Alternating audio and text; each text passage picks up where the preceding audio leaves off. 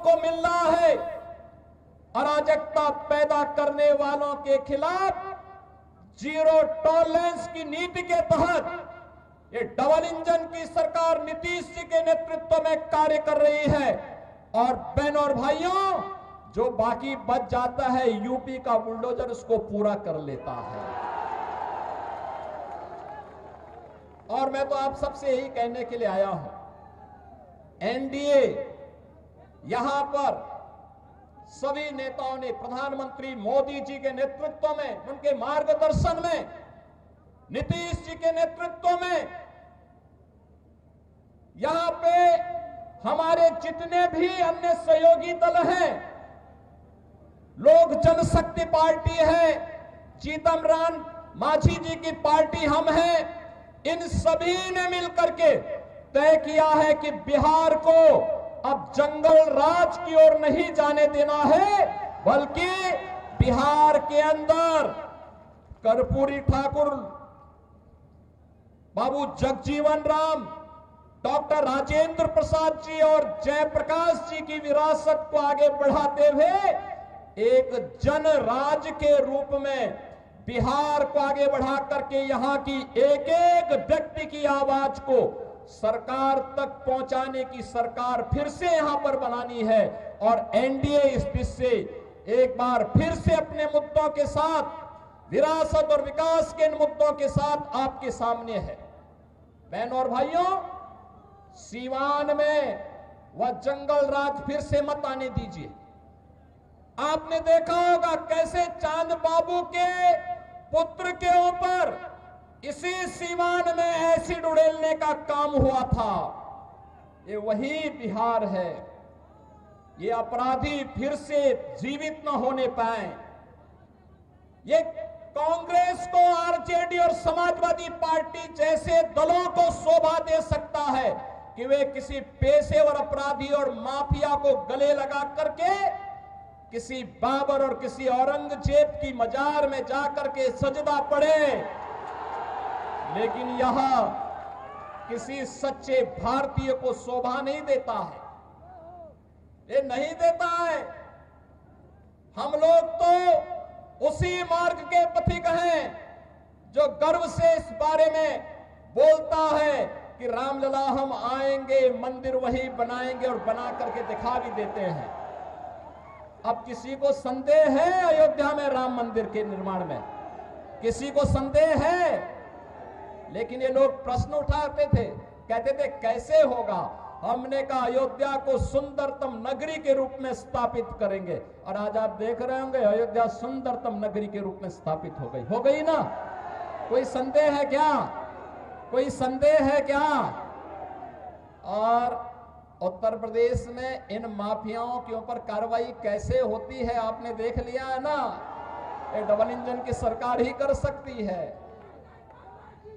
NDA की double engine की सरकार ही ये करेगी। इनकी प्रॉपर्टी को भी जब्त कर दिया जाता है। गरीबों के लिए आवास बनाए जाते हैं, गरीबों के लिए भी आवास बनाए जाते हैं। और मैं स्वयं जाकर के उन गरीबों को वहां पर मकान की चाबी भी दे देता हूं। बहनों और भाइयों, पहली बार आपने देखा होगा देश के अंदर गरीब को उसका सही हक मिला है। हर गरीब को राशन की सुविधा, हर गरीब के पास उज्ज्वला योजना का कनेक्शन, हर गरीब के पास शौचालय की व्यवस्था, हर गरीब के पास 5 लाख रुपए की आयुष्मान भारत की सुविधा। और बिहार में तो डबल इंजन की सरकार ने एक भी और भी कुछ काम किए। हर माता के खाते में अभी नगद धनराशि देकर के उन्हें स्वावलंबन के पथ पर अग्रसर करने का एक नया कार्य और प्रारंभ हो गया है। आप मुझे बताओ, ये मोदी जी के मार्गदर्शन में और नीतीश जी के नेतृत्व में बिहार के अंदर आज ये सभी कार्य युद्ध स्तर पर आगे बढ़ रहे हैं। ये कार्य हो रहे हैं। ये कार्य तभी होते हैं जब नारा होता है सबका साथ और सबके विकास का। और इससे पहले 2005 के पहले क्या होता था? सबका साथ लेकिन परिवार का विकास, एक परिवार का विकास होता था। अब उस परिवार के विकास को भी पीछे छोड़ करके फिर से ये लोग दोहराना चाहते हैं कि सबका साथ तो हो लेकिन माफिया का विकास हो। फिर से माफिया को पनपाने का कार्य हो रहा है। बहनों और भाइयों, माफिया को पनपने नहीं देना है, माफिया को पनपने नहीं देना है। दुनिया के अंदर से कम्युनिज्म समाप्त हो गया है और देश के यशस्वी गृह मंत्री अमित शाह जी ने घोषणा की है कि मार्च 2026 तक भारत से नक्सलवाद और माओवाद पूरी तरह समाप्त हो जाएगा। तो याद करना, नक्सलवाद और माओवाद को समाप्त करने के लिए डबल इंजन की सरकार चाहिए। हमें ये माले नहीं, वहां पर वह सीट लोक जनशक्ति पार्टी को चाहिए, एनडीए को चाहिए। और इसी प्रकार से रघुनाथपुर सीट ये जेडीयू एनडीए को चाहिए। इसके लिए आज आप सबसे अपील करने के लिए मैं आया हूं आपसे। बहनों और भाइयों, हमें अपराधी नहीं, हमें माफिया नहीं, हमें गांव, गरीब, किसान, नौजवान, महिलाओं और विकास के कार्यों को प्रभावी ढंग से आगे बढ़ाने वाला जनप्रतिनिधि चाहिए। आपके सुख दुख में सहभागी बनने वाला जनप्रतिनिधि चाहिए। गरीबों के साथ खड़ा होने वाला जनप्रतिनिधि चाहिए।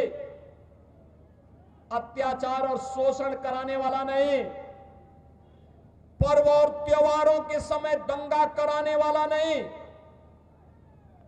आस्था के साथ खिलवाड़ करने वाला व्यक्ति नहीं, बल्कि विकास के प्रति ईमानदारी के साथ कार्य करने वाला व्यक्ति हो। और इस दिशा से एनडीए ने जेडीयू के प्रत्याशी के रूप में नंबर भी है 108 रघुनाथपुर। 108 तो भारत का सनातन धर्म का शुभ अंक है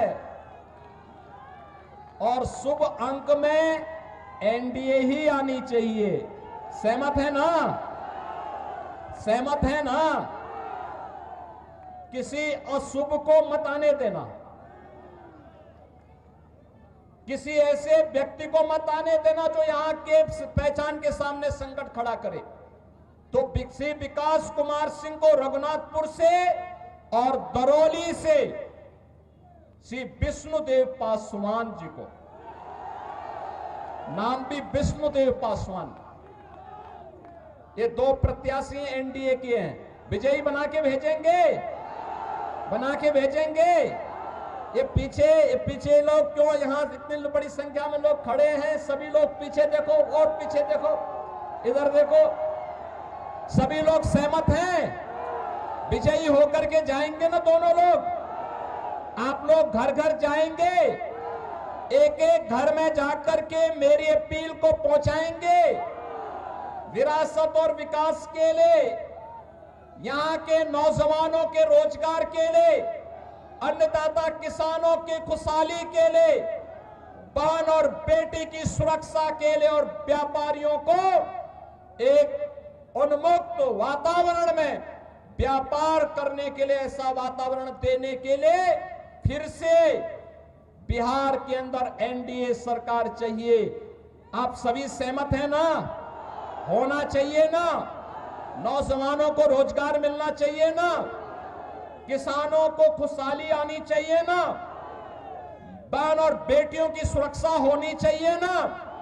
ये काम केवल डबल इंजन की एनडीए सरकार ही करेगी। और इसके लिए विकास कुमार सिंह को रघुनाथपुर से और दरौली से श्री विष्णुदेव पासवान को प्रत्याशी बना करके एनडीए ने आपके पास भेजा है। विजयी बना के भेजेंगे। सभी लोग मेरे साथ बोलेंगे फिर, भारत माता की, भारत माता की, भारत माता की जय श्री राम, जय जय श्री राम, जय जय श्री राम।